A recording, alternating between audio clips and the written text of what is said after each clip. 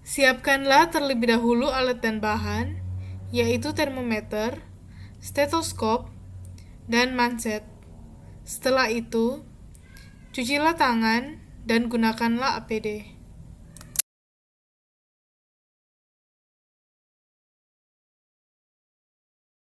Setelah memastikan bahwa alat dan bahan sudah tersedia dan mencuci tangan, pertama-tama kita harus memeriksa apakah bayi dalam keadaan hangat, lalu buka bagian yang akan diperiksa.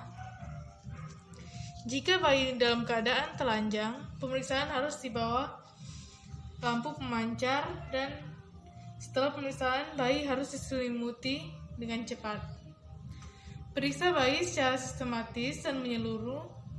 Periksa kepala, wajah, mata, paru-paru, abdomen, dan ekstremitas dari bayi. Setelah itu, periksa suhu dari bayi di aksila menggunakan termometer. Suhu normal dari bayi adalah 36,5 derajat Celcius sampai dengan 37,5 derajat Celcius. Setelah itu, kita periksa denyut jantung dari bayi menggunakan stetoskop.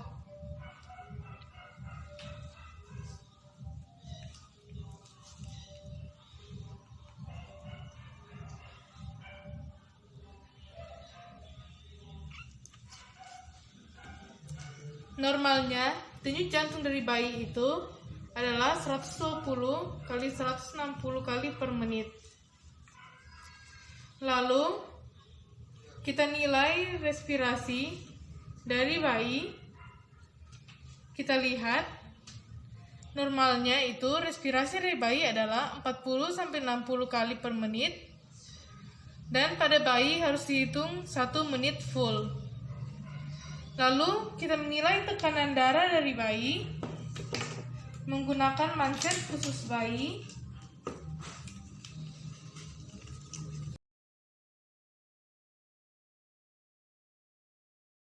Setelah itu, kita tutup kembali bayi segera agar bayi tidak kedinginan. Setelah pemeriksaan sudah dilakukan, cuci tanganlah kembali. Sebelum melakukan pemeriksaan, pertama-tama berikanlah salam kepada orang tua dari bayi secara sopan dan perkenalkanlah diri. Lalu, tanyakanlah inform consent dan jelaskanlah prosedur pemeriksaan. Setelah itu, cuci tanganlah sebelum melakukan pemeriksaan. Pemeriksaan antropometri, pengukuran berat badan. Pengukuran berat badan pada anak di bawah umur 2 tahun atau anak yang belum bisa berdiri. Pertama-tama, kita siapkan terlebih dahulu timbangan pada meja datar dan tidak mudah goyang.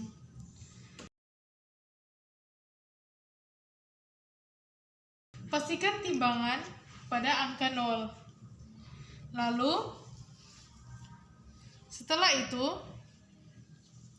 kita buka topi dan tutup kepala dari bayi dan jaket atau aksesoris dari bayi.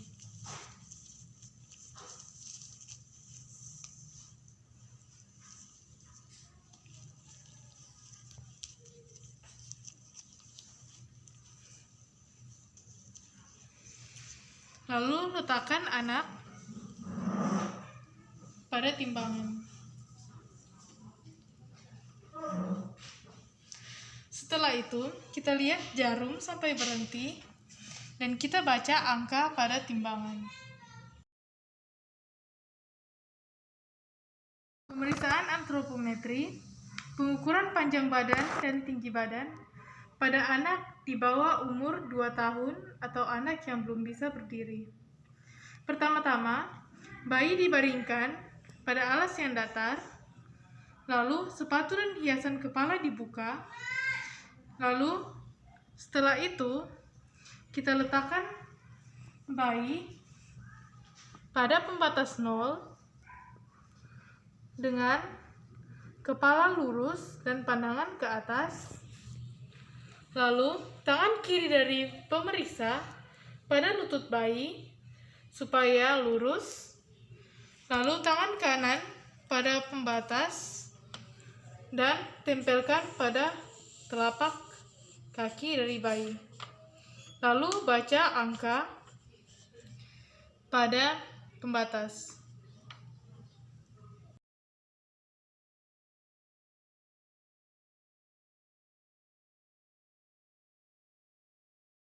Pemeriksaan antropometri, pemeriksaan lingkar kepala dari bayi. Pertama-tama, bayi dalam posisi berbaring, lalu kita lingkarkan pita pengukur melingkar melalui belakang kepala bayi, yaitu pada oksipito frontal bayi, yaitu lingkar kepala terbesar dari bayi. Setelah itu, kita baca angka yang tertera pada pita pengukur dan usahakan pita mengikat dengan kencang pada kepala bayi.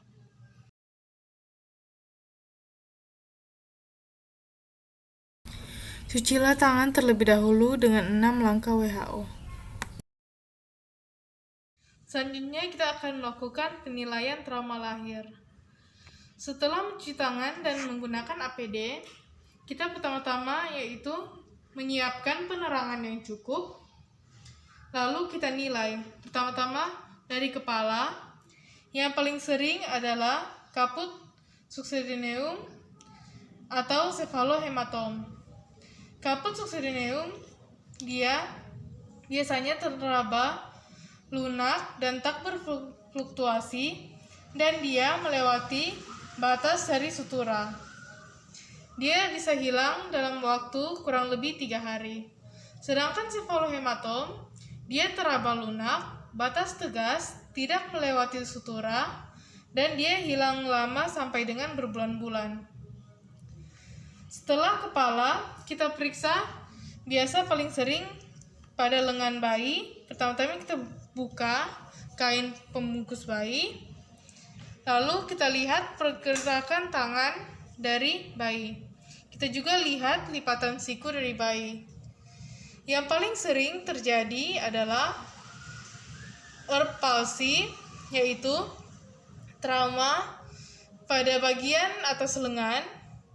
Kita bisa lihat bila bayi dapat menggerakkan tangannya tetapi tidak dapat menggerakkan lengan atasnya, maka kita dapat mencurigai adanya Erbs palsy pada bayi. Selanjutnya yang paling sering terjadi juga adalah Klamke, itu trauma pada bagian tangan. Bisa kita lihat bila bayi dapat menggerakkan lengannya tetapi tidak dapat menggerakkan tangannya. Lalu setelah itu kita lihat apakah ada trauma lain pada bayi.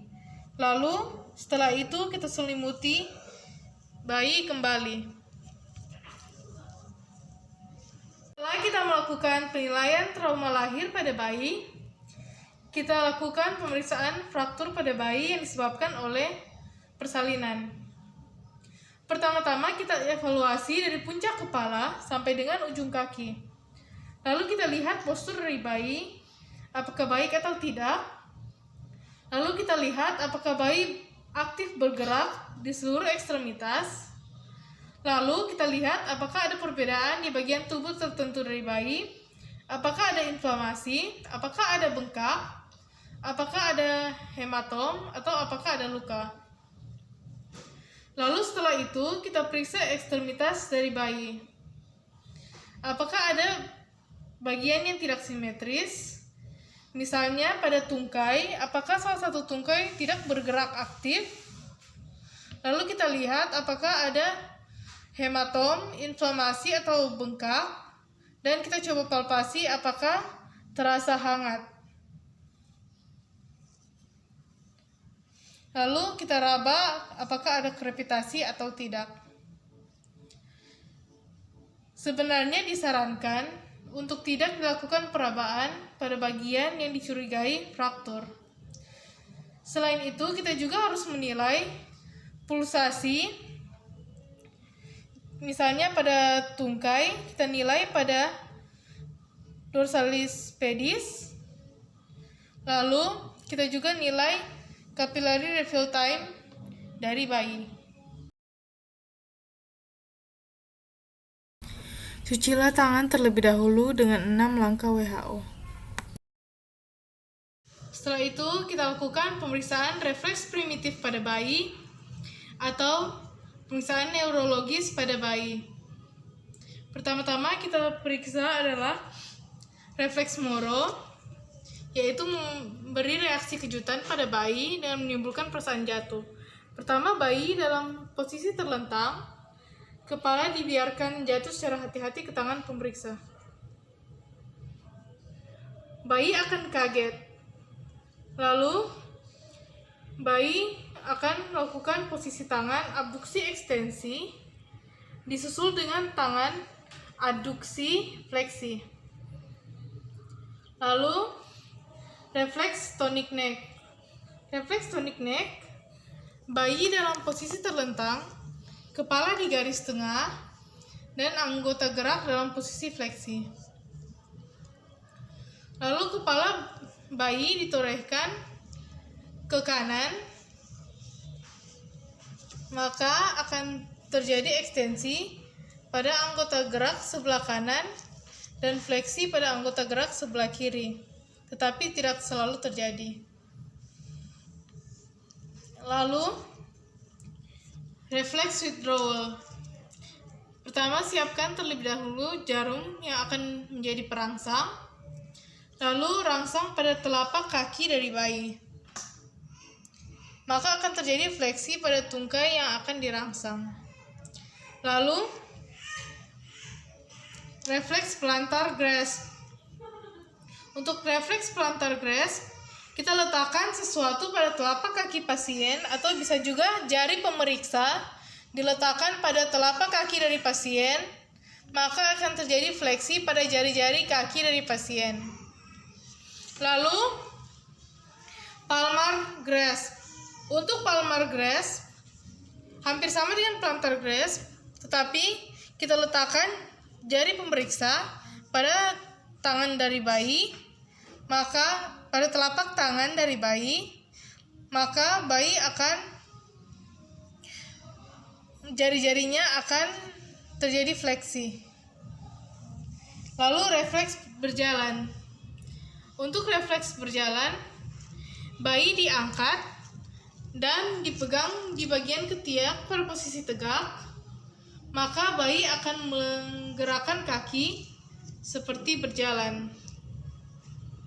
Lalu, refleks rooting. Refleks rooting dilakukan dengan cara menyentuh pipi dari bayi, maka bayi akan merespon dengan menoleh ke arah sentuhan. Setelah pemeriksaan sudah dilakukan, cuci tanganlah kembali.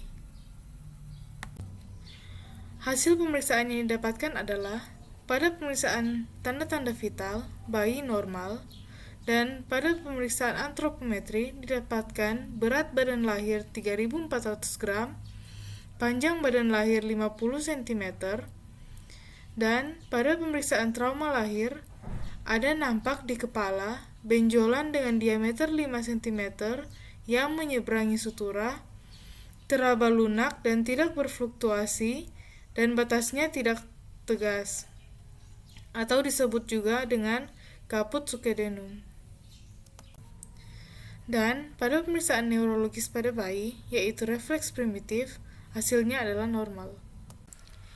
Setelah setiap pemeriksaan sudah dilakukan, jangan lupa untuk berterima kasih kepada orang tua dari pasien, lalu mencuci tangan kembali.